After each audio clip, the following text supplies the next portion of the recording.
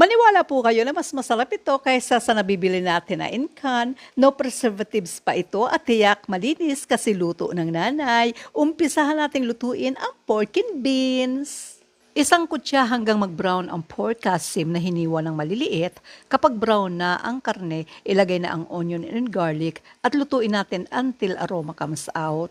Ilagay na ang carrots and patatas na hiniwa into cubes. Ang ingredients is depende kung gaano karami ang lulutuin mo or depende sa dami na gusto mo.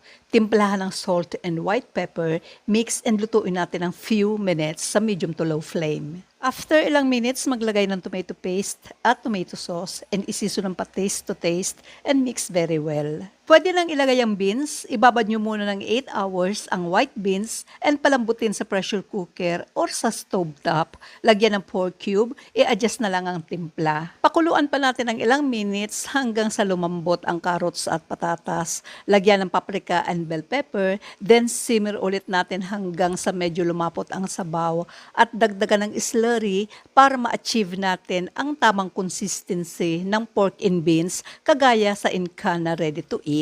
It's tikiman time na, the best po ito sa breakfast with your favorite na toasted bread o di kaya sa dinner with fried chicken. Kainan na!